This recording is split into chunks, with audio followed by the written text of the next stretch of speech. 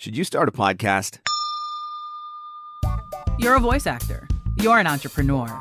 You're a VOpreneur. Welcome to the Everyday VOpreneur Podcast, your guide through the business of voiceover.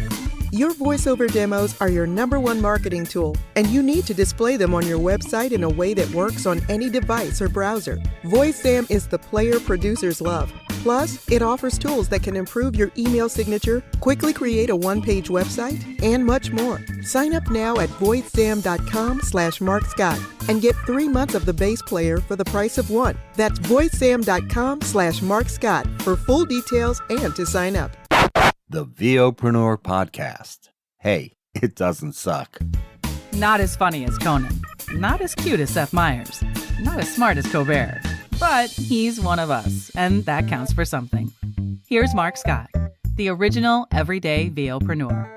Hello, and welcome to the Everyday VOpreneur Podcast, your guide through the business of voiceover. I'm Marc Scott, the original Everyday VOpreneur, and you know how this works. You know what my mission is. I make it clear every week. I'm here to give you actionable, practical advice, stuff that you can put to work today in your voiceover business to help you start growing. Now, if you're enjoying the podcast, and particularly if you're enjoying this new series of interviews, I'd love to know about it because I want to make sure that I'm always providing the content that you want to hear. So please take a minute to leave a review on Apple Podcasts or wherever you happen to be listening to the Everyday VOpreneur Podcast. And while you're listening, would you do me a favor and tag me in your Instagram stories? At Marc Scott. I'll throw it into the show notes, but I'd love it if you would tag me and let me know that you are listening as well. I've got a good one for you this week. Since we're listening to a podcast, I thought, hey, why not talk about podcasting? Audio has become an ever-increasing medium for marketers who are looking to get their message out there, for brands who are looking to create awareness. And it seems like a natural fit for the voice actor to get into audio. But there's a lot more that goes into starting a podcast than just simply recording an episode and getting it online. And so to help you explore some of those waters and to get some really unique perspectives, I decided to reach out to a voice actor who has started her own very successful podcast, and I think that her approach is one that you should pay attention to. So if you've ever thought about starting a podcast, don't do it. It's actually way more work than you can ever realize. Now, that said, I will acknowledge that there can be a major upside to it. And my guest today is someone who has used her podcast as a powerful marketing tool. She's an actor, producer, creative director, and voiceover artist who has worked on television campaigns, films, and documentaries for the BBC, Sky, Discovery, and ITV. I feel so unworthy right now. And she's combined her love of voiceover with her network and skills from being on the other side of the mic, so to speak, to produce a podcast titled Talking Creative, The Art of Voiceover Directing. Welcome to the show, Samantha Boffin. Oh, hello, Marc. Lovely to be here. That's a pretty impressive credit list. My credit list is like, he worked in radio for a while and then got canned. Yeah. Well, actually, it was mainly because in the middle of my BBC career, they kind of sold us off so we could do lots more commercial stuff. And then they brought us back into the BBC. So I had all the benefits of working for all the commercial stations and then also all the kudos of working for the Beeb. So that's pretty much how it worked. All throughout this episode, I'm going to be sending you subtle cues to hire me for voiceover for campaigns and films and documentary and all that sort of stuff. So the byline for your podcast is helping you find, prep, and direct the perfect voice artists for your projects so you can get the most from every single booking. And I love that because you've nailed down a very specific value proposition. You've identified a very targeted audience that you want to serve. And now you've just built this incredible content generating machine around that. And that's pretty awesome. Is it working? It is actually, yeah. I mean, it's been amazing because I put it off and put it off because I kept thinking, oh dear, does anybody really want to hear this stuff? Have I got enough to talk about? And then right at the beginning, I sort of scoped it out and thought, yeah, there's loads there. So that I was kind of fairly confident that that would be okay. But then once I launched it, it's been kind of twofold because on the one hand, it's got me chatting to people. It's a really good way in. Instead of phoning people up and saying, hi, book me, I'm phoning people up and saying, would you like to be on the podcast? So it's a really nice way in. I've met a lot of people that it wouldn't have otherwise been so easy to meet. And also, other people are interested in the content, so they are sharing it, and it's getting quite a wide listenership. So it's been really, really good for me, actually. And even just raising my profile within my industry as a voiceover, it's been great. It's interesting to hear you say that your struggle in the beginning was, does anybody want to hear this, right? Just what the world needs, another voiceover related podcast, right? Those were like literally my exact excuses for why I wasn't starting a podcast and why I procrastinated on it for years. And it's evidence of how frequently we just get in our own way with stupid excuses. Yeah. So talk to me about, how did you end up choosing the podcast medium? There's a lot of different options that are out there for content creation, blogging and videos and Instagram and all of these different things. So what brought you to the podcast medium? Okay, so I flirted a bit with the written word, with blogging. It's actually, I found it more time consuming. The obvious thing for me was to use my voice. Again, I thought of doing video, but actually video is a lot more complex. I was all set up to do voice work. And then I've been thinking about the podcast, either a podcast / blog, for ages. And then I went to the One Voice conference in London last year, which was actually about 18 months ago. And I opted to do a blogging course with Paul Strickwerder, who is, I don't know if you know Paul, but he's a big blogger in the voiceover industry. Everybody knows Paul. Everybody knows Paul. Literally. Exactly. Like, everybody. He's like, there's like a handful of people, like if you're in voiceover, you know Joe Cipriano, you know J. Michael Collins, you know Paul. That's just, those are like the rules of the industry, right? Exactly. So I met Paul, and Paul did this fantastic job of chatting to us all about, obviously it was a blogging seminar, blogging workshop, 3 hours of, in fact, it might have been even longer than that, but it was all about blogging. And as it was going along, I was thinking, God, all of this stuff could translate into the sort of way I want to engage people in terms of podcasting, because I've been thinking about the podcast on the back burner. And I thought, no, I took everything that he taught me on that course, and within, I think it was probably 2 or 3 months, I had got going with the podcast. And I was really pleased about that, because it really had been kind of buzzing away in my head for ages. I kind of knew what I wanted to call it. I didn't have any artwork or anything like that, and I hadn't really sort of scoped out exactly what I wanted to say and what I wanted to talk about. But his way of looking at how you batch up content, or how you look at content, and also one of the things he did was he sort of gave me permission to really do my thing. And I'd been so worried about, was I going to fit in with anything? And I suddenly thought, well, actually, it's not about fitting in. In fact, it's anything but fitting in. It's taking the skills that you have. In my case, it happened to be both sides of the mic, and translating them into something that people wanted to listen to. If you're going to have a mentor when it comes to any kind of content creation, I mean, learning from Paul obviously is the way to go.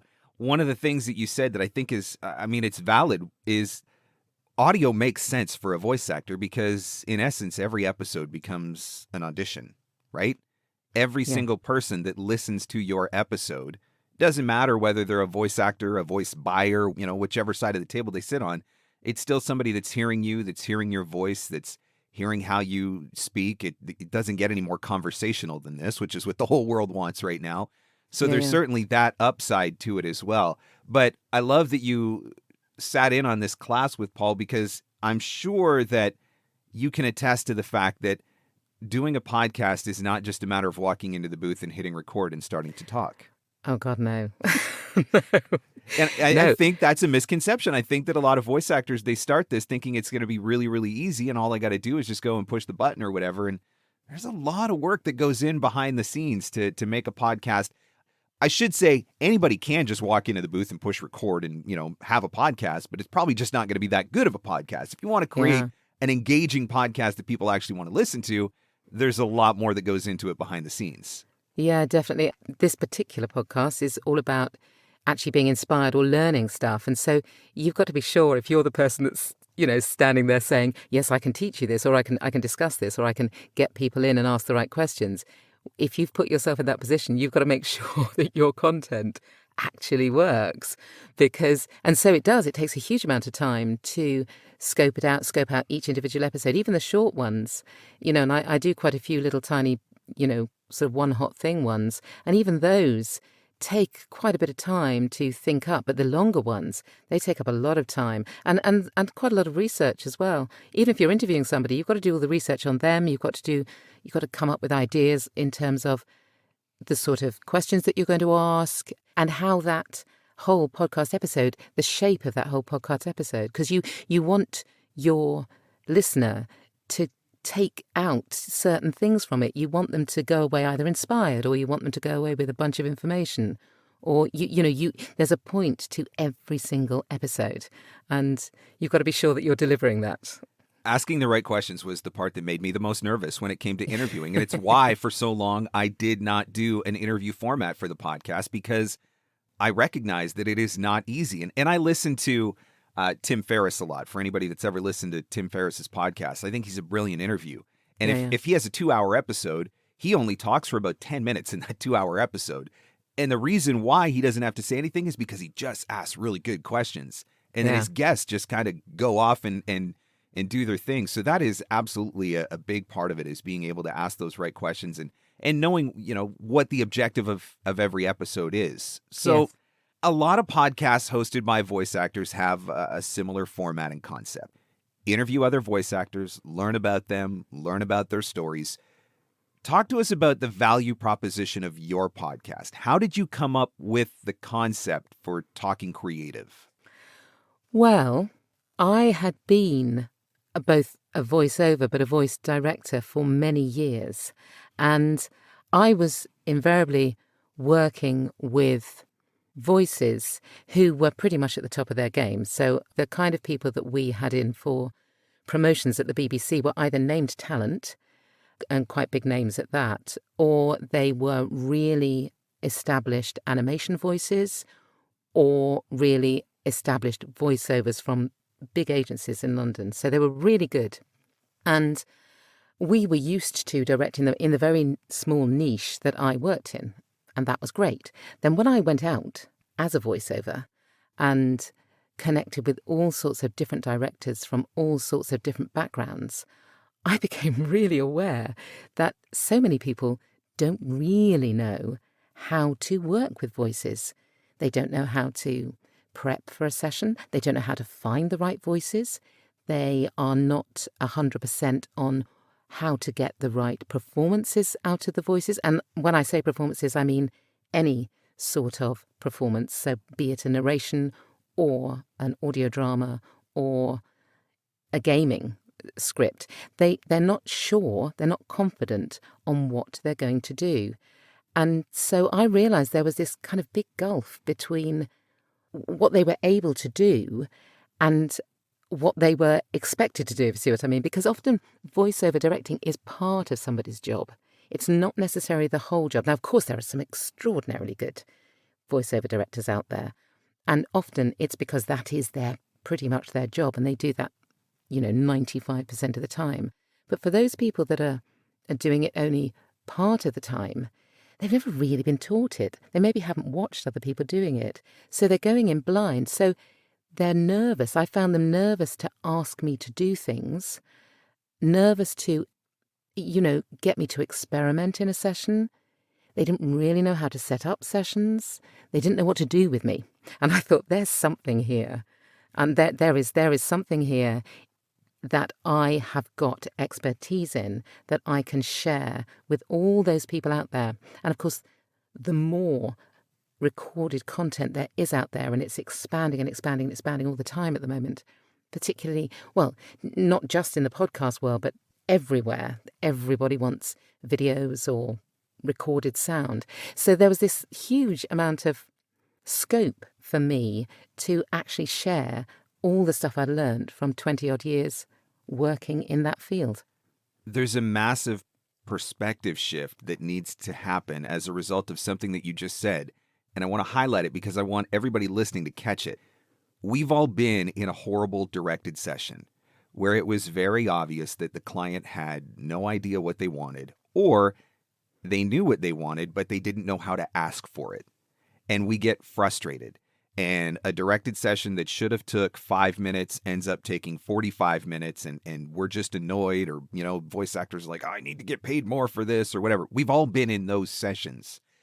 Yeah. And what you just said is really interesting, because we get frustrated thinking that it's they don't know what they're doing. This is so stupid, blah, blah, blah, blah, blah. But we've probably never considered the fact that maybe they've just never been taught in their role how to get what they need, or how to ask for what they need. So it's one of those things where, if you're in that position, should you know how to do your job? Yeah, but maybe we can have a little bit more patience, a little bit more tolerance, a little bit more empathy for somebody who's in a role that maybe they're just not 100% sure how to perform. And that's where our professionalism comes into the mix. Well, what if we did it like this? Or what if I tried it like that? Or, you know what I'm saying? I do. And there's also the fact that they have got so many other pressures that we are not aware of as voices. Mm-hmm. And that was another aspect that I could bring into this, because working as I did, I knew how many other people were behind me making decisions. A marketing team, a program maker, or a team of program makers, and the head of my department, my boss, his boss, her boss. There were all kinds of people that had a stake in that end product. Mm-hmm. And all of those directors that are out there that are directing you have all of those problems. They've got all sorts of people that they're trying to please a lot of the time. And so having an insight as well into what their day might be like and why their script is only finished at the last minute is a really valuable thing to understand from a voiceover's perspective. So they have enough problems already that they don't need us to become another one. And I've been in those sessions where they've asked for 47 takes, and I just keep saying, yeah, whatever you need. Yeah, whatever you need. Yeah, whatever you need. And I know when the session is done, I know they're going to go back and use one of the first 3. Yeah. But if that's what they want to do, if they want me to sit there and give them 47 because they're trying to figure it out, whatever. I try to play along. But it's interesting to hear you say it. So, really the moral of this entire train of thought is, if we as a voiceover community would just get all of our clients to listen to your podcast and then they can learn how to properly direct us, then we really solve all the problems, is basically what it comes down to. Kind of. Yes. I've got the thing is, and that was the other thing, is that I realized that whilst there were a lot of things that I knew how to do myself, there was a huge amount of stuff that I don't have expertise in, but I know enough to ask the right questions. So that was the idea behind getting different directors in, or people that could inform the listeners how to do something that I really wasn't that familiar with. And so that's been great. That's been great for me. I've been a very steep learning curve for me in certain areas, and researching it in the first place, but then actually having to ask the right questions. So it's been fascinating for me. That brings me to my next question, which actually ties in perfectly to this. So you've taken this interview format of the podcast, and the way that I see it, and I see it this way because I heard another podcast host present it this way, you're basically setting yourself up for coaching sessions with people who are experts in their field. Like, that's kind of what it feels like, right? You get to talk to these people, you get to learn from these people, but rather than, paying them $150 an hour, $1,000 an hour, $2,500 an hour, whatever some of these people charge, you're getting to have a coaching session with them, basically. So who are some of the people that you've had an opportunity to interview that you felt like you really, like, this, what I learned from this person or this thing that they said was absolutely amazing? What are some of the highlights from your episodes? Well, I think, when I interviewed Tanya Rich, who is a UK-based, she's a UK-based voiceover, but she's also a coach as well, I found out all sorts of things about her that I didn't know. She coached me anyway, but I had no idea about the scope of what she knew and her background. She was fascinating. And Sean Pratt as well, who obviously is a big audiobook narrator, he was fascinating both on, and off mic. He was really interesting. And I found out so much stuff about how to approach audiobooks and how he got started in them, which is really valuable stuff, actually, for both narrators and producers of audiobooks. So they were really fascinating. And Eleanor Hamilton, I'm actually just about to release her podcast. She's e-learning. And again, a really niche, fascinating subject. And I have learned so much from these. I mean, the interesting thing is of course, they don't give away all their secrets. That's not what they're there for. But in many ways, it's great for me because I'm asking them from a voiceover director's point of view. So they're much more comfortable with that. So then they're not, they're not there to give away their coaching secrets, say, if they're coaches. But they are there to give an insight into why it's so valuable for voiceovers to have the sort of coaching that they offer. Absolutely. And, this is one of the things for me, like I've been doing the podcast. I'm 120 some odd episodes into the podcast now. And most of them have just been me they're basically coaching sessions, right? Mm-hmm. But I got to a point where I'm like, I don't know how much more I have to offer. Like I've kind of said a lot of what I need to say. So let me bring in some other people and hear what they have to say. And I'm only a few interviews in, and I have learned something in every single one of those interviews just by talking to everyday VOs that are just maybe doing things a little bit differently than I do, or have a different approach, or have a different perspective. And I love that. I love being able to hear that, and I love being able to learn from them and getting exposed to different ways of doing things, because sometimes it's really easy to get stuck in a creative rut of, the same old thing every single day. You approach every audition the same, or you approach every session the same. And sometimes just hearing how somebody else does it or how somebody else approaches it, I'm sure it can be very eye-opening.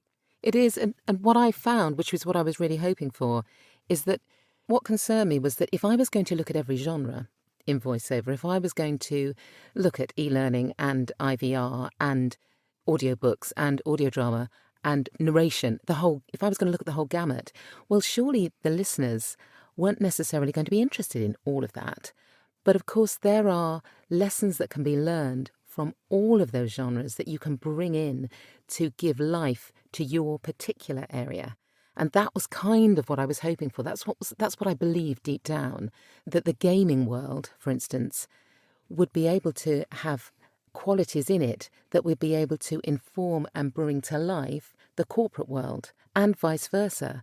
So, and it is exactly that. I mean, the information that I'm getting is different but it's fascinating because it means that it takes you out of what you normally do and think, well, okay, so there's a different way of looking at this. I could maybe bring that idea in or that idea in and make a real difference. I don't have to do it all the same way that I've always done it.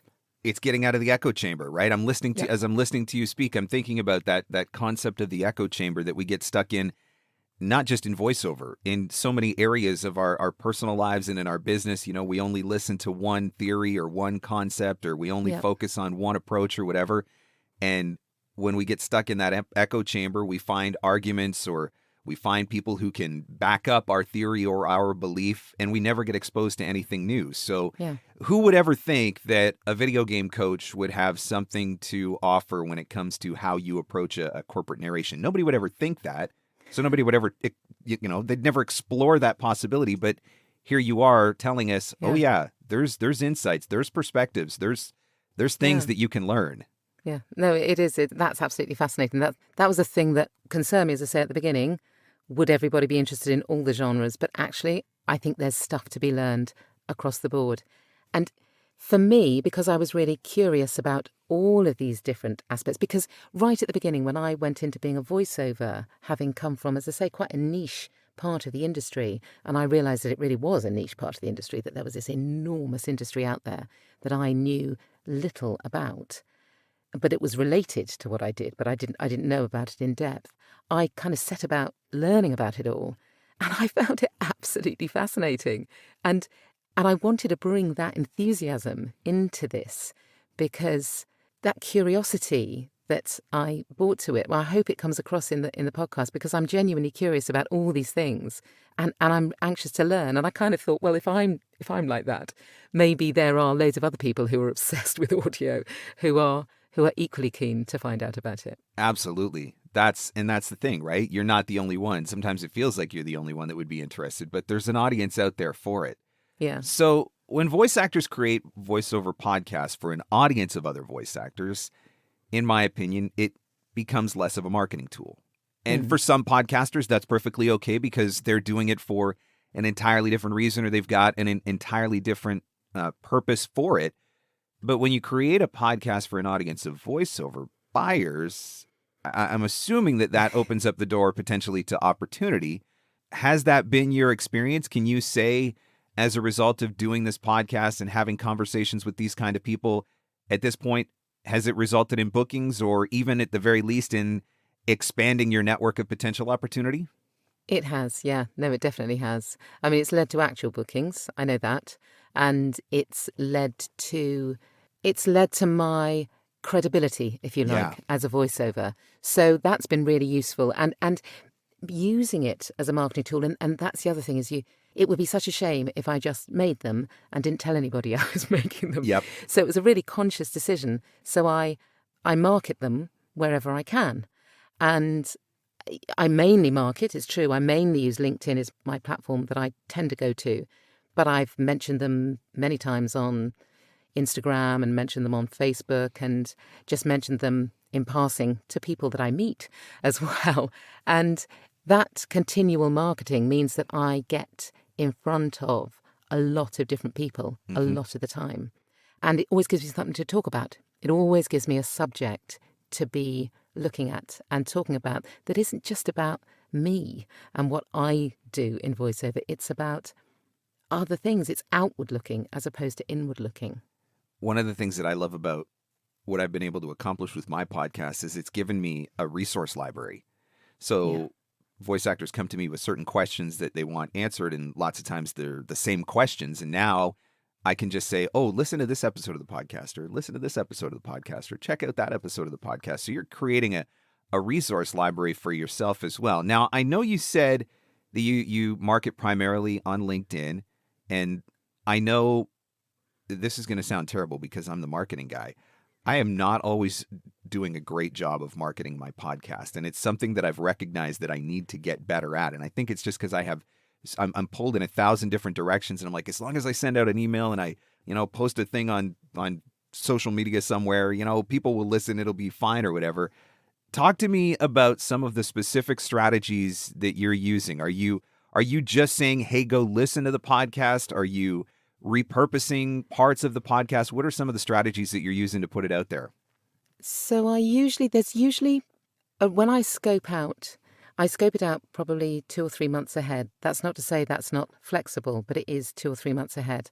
I look ahead and I think, what am I going to do? And I usually look at what's happening in the world. So it's no surprise that today or later today, I should be releasing a podcast about e-learning, because this is the time of year, we're in September now, this is the time of year where e-learning is more current. It's the sort of thing, everybody's going back to school, we're all talking about learning and how to learn online in this instance.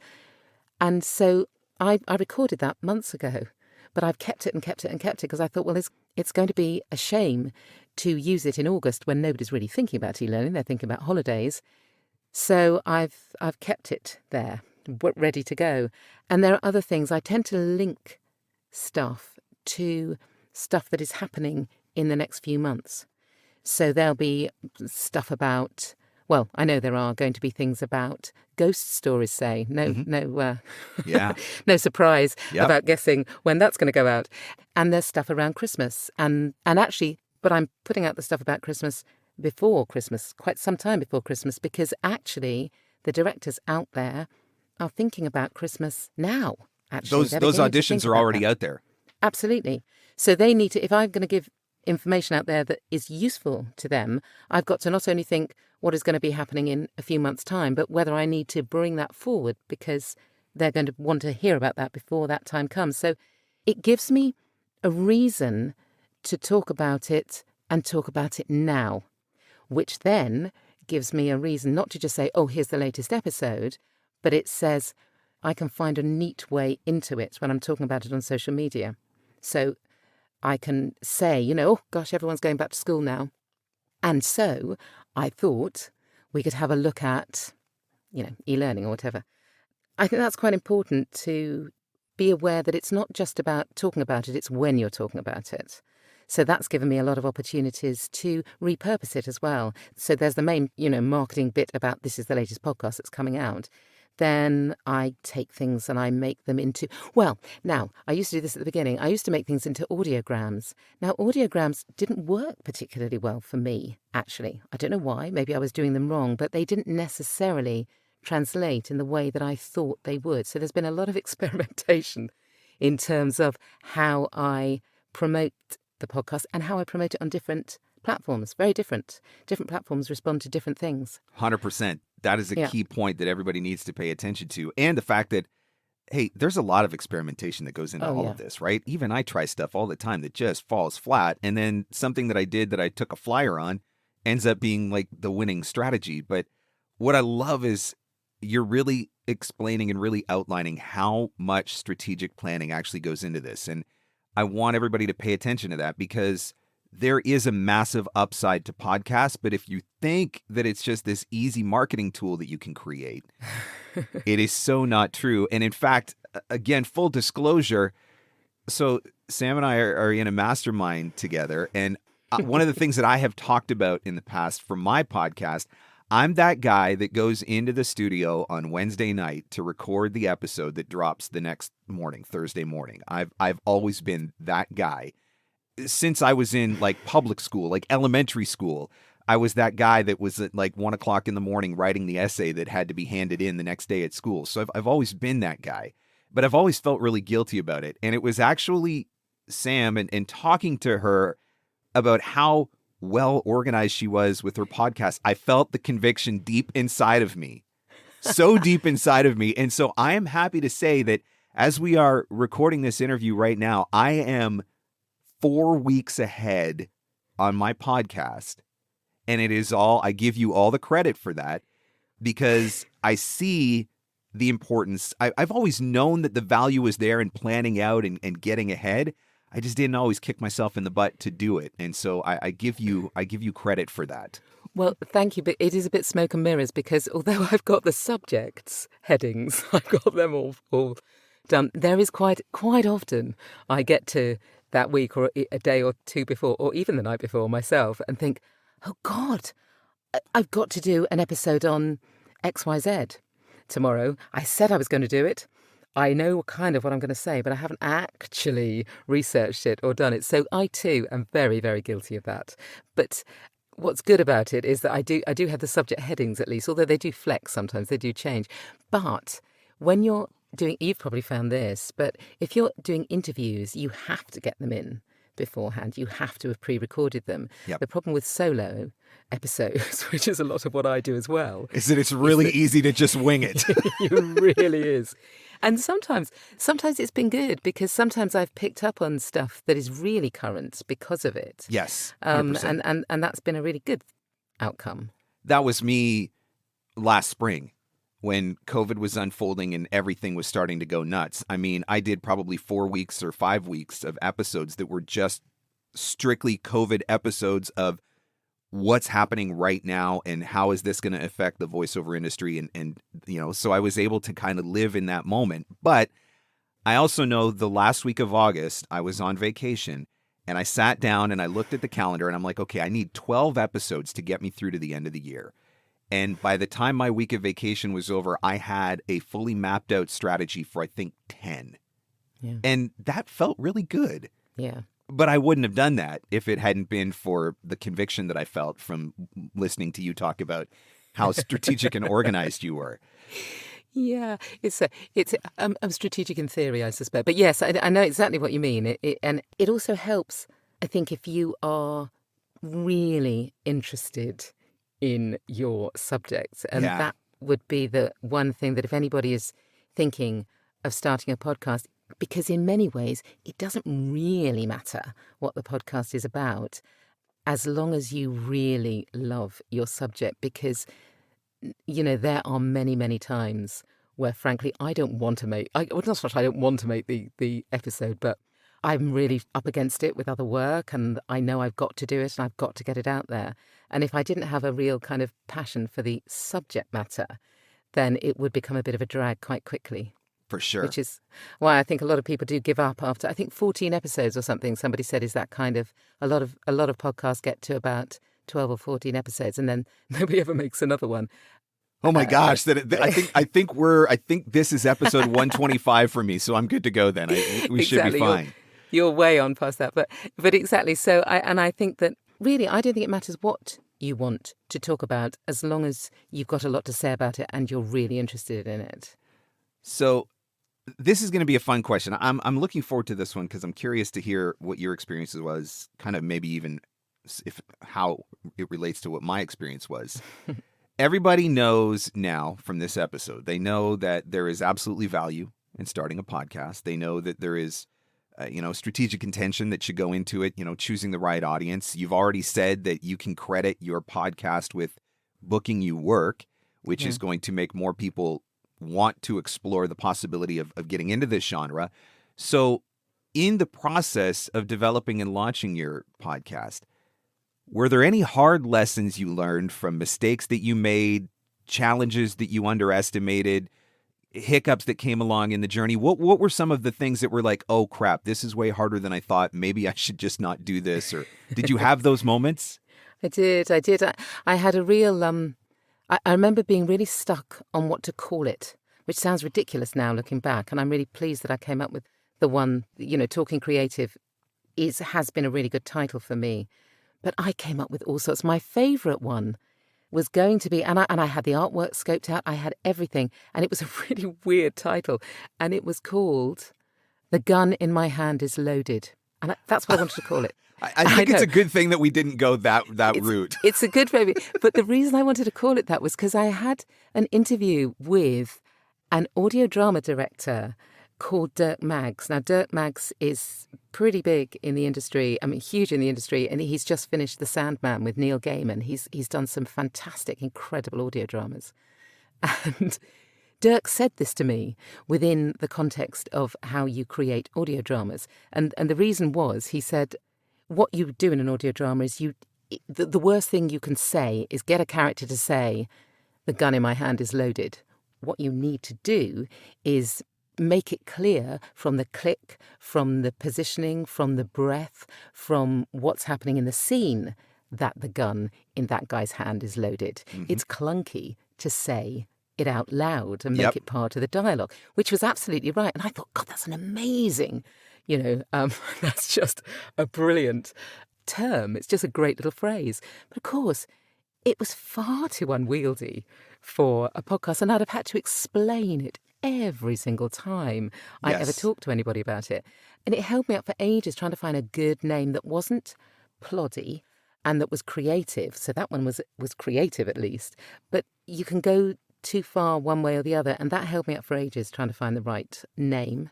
Oh, silly things, really, when I look back on it. Things like the artwork. Who cares, really, looking back? Who cares about the artwork?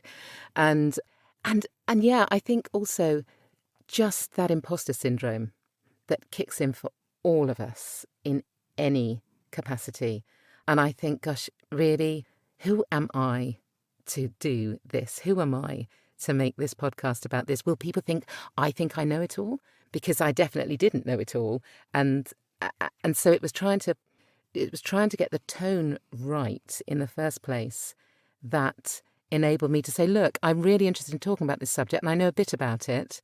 I know a bit about it, enough for you to want to listen to me, but I really don't know everything. So please don't think I'm putting myself out there as some sort of big know-it-all. Right. And so they were all sorts of things that crowded in and prevented me from moving it on as quickly as I should have done or could have done. I kind of had a very clear vision of where I wanted to take the podcast. Where I was running into so many issues was getting the dang thing online and getting it submitted to all of the different feeds and trying to understand the rules of, how to get it to Apple, how to get it to Spotify, how to get it. I'm still just today, somebody actually tagged me in an Instagram story, and they were listening to the podcast on Google Play, and it's the wrong artwork. And I'm like, why is it the wrong artwork? And so, I'm 125 episodes in, and I'm still struggling with some of this stuff. Wow. And I actually I made the decision right at the very beginning. I was going to hire somebody to do the initial launch for me because, I could have sat down and watched, 25 hours of YouTube videos and figured out how to do it. But I I ended up hiring a guy who in an hour had the podcast hosted and like sent out to every feed in the world. And I was like, oh, that was so completely worth it. But Yeah. there's a lot of pieces to the puzzle that you don't always think about. There are, and you're absolutely right. I had to research a lot of that. And I was lucky enough, I'm in a content marketing membership that I've been in for ages, actually. And the person that runs it, Janet Murray, who is a British content creator, basically, and she teaches content creation. And she, at the point that I was wanting to do the podcast, she rather usefully was doing a podcasting course. As part of the membership, she does these courses all the time, different courses. And it just so happened that she was doing a podcast one at that point, and it was really good. So I was able to engage with that, and that's really what got me started. And because, of course, a lot of the things I knew about already, how to create good audio, that wasn't the problem. But you're absolutely right. All the mechanics of actually getting it uploaded and, which platform provider do I go with and all of those sort of things. I followed her course. It wasn't too long and it wasn't too dense, and she was great. It helps when you have that information that you can work along with, because it's a lot to try to figure out. So, all right, one more question. I always like to make sure that there's some really actionable, practical advice in every episode that people can take away and apply. And I think we've already given them a ton. When I made the decision to start my podcast, and I've talked about this in earlier episodes, this is not a lie. It was literally like, you know what? This is stupid. I just need to do this dumb podcast. And I got up off the couch and I came downstairs and I walked into the booth and just recorded an episode. Like, it was that spontaneous. Yeah. I don't necessarily advise that that's the best way to go about it. And so for anybody that's listening who's thinking, maybe I want to explore this podcast medium, maybe there's something in here for me. What do you think are just a couple of the first 2 or 3 steps that they should take as they're working their way on this journey, rather than just the completely spontaneous and misguided approach that I took? Well, I think that so long as you've found the subject that you want to talk about, and to be honest, it could be anything. It could be shoes. It could be, at one point I was going to do a podcast on vintage clothing because that's another passion of mine. And so long as you can find a passion that you're interested in exploring, we assume that that is a given. And then I think it's a question of, working out what you want to say for at least the first 10 episodes. There are some great, funnily enough, podcasts out there on how to make podcasts. So those are really useful if you can find any of those, and they sort of take you through the first few steps. But I mean, it's working out what your first 10 episodes are going to be about, and then kind of thinking, well, actually, can I talk for, and thinking, well, how long do I want it to be? Mm-hmm. Maybe 10 minutes. Yep. Maybe I want people to listen to it on their walk to work, or or in the bath, or while they're cooking. How long is that? That's about 15 minutes. So can I talk for about 15 minutes on this subject and try it out? I mean, I have to say I didn't try it out, but I wish I kind of had, really. And then you write down the bullet points. You write down what you want to say and really what you want in any given episode and what you want your audience, your listener, to take away, because it's all about them. It's really not about you. It's all about what you can give to them that is going to be something either actionable or inspiring or interesting for them. So what's the one call to action that you want from each individual episode? And I think that's really key to think about every time you're sitting down to scope out anything. What do you want your audience to feel at the end of this? And what do you want them to do? One of the things that I love that you said was, it could be about shoes. Like, if that's what you know and if that's what you're passionate about. Yeah. And I think that's one of the misconceptions is, if we're going to do a podcast and we want it to be a tool for our voiceover business, it's got to be a voiceover podcast. And that's not actually the case. You get a podcast out there, you build an audience, you never know who's listening, right? Yeah.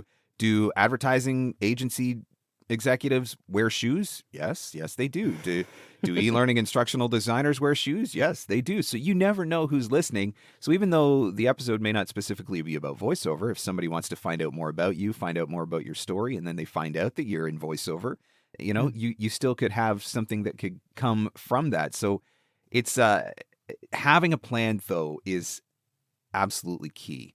And I think those steps you outlined is really good.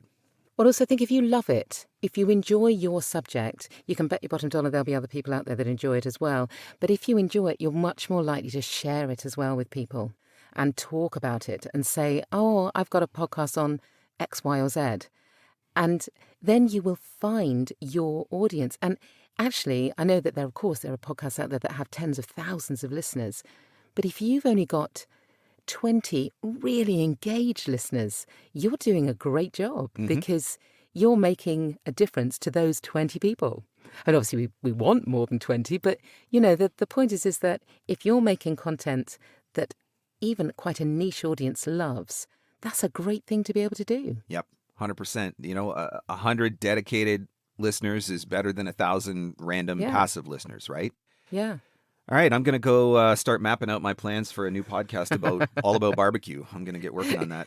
All right, Sam. So the podcast is called Talking Creative, The Art of Voiceover Directing. Tell us where we can find it. Well, you can find it on all the obvious platforms, Spotify or Apple Podcasts or Google Play, any of the platforms. I think because I subscribe to a particular place that punches it out absolutely everywhere, you can find it. And also all the other thing, actually, it is on my website, and that has made a massive difference to my traffic on my website, and I think I've picked up clients because of that. They've gone there for the podcast and then seen that I'm a voiceover actor as well and kind of explored my website. I can see that because I can see the back end of my website and I can see how they got to me. Yep. What's the website address? It's samanthaboffin.co.uk. All right. So the episode or the podcast is Talking Creative, The Art of Voiceover Directing. And I'll put that into the show notes, the website. I'll throw it all into the show notes. Sam, thank you so much for hanging out and offering some really, really brilliant insights. I'm a little bit worried now that everybody who thought about starting a podcast, now they're all going to go out and do it. And we've just created a whole bunch of competition for ourselves. The fools that we are. Yes. I know. Thank you so much, Sam. Oh, thank you, Mark. It was lovely. Thank you so much. I admit it. And I've said it in this podcast before that when I started the Everyday VOpreneur Podcast, I had known for a while that it was something that I should do. I just hadn't got around to it. And when that first decision was finally made, I literally just walked into the studio and started winging it. I didn't have a clue what I was doing. And while that was good for me to force me to move forward, it's probably not the best approach. And so I hope that you took a lot of notes on this, because if you're thinking about creating a podcast, whether it's for voiceover or shoes, like Samantha talked about, there's a lot more that needs to go into it in order for it to be successful. And she gave you a lot of the keys to the kingdom, things that you need to take into consideration. So please take those things into consideration.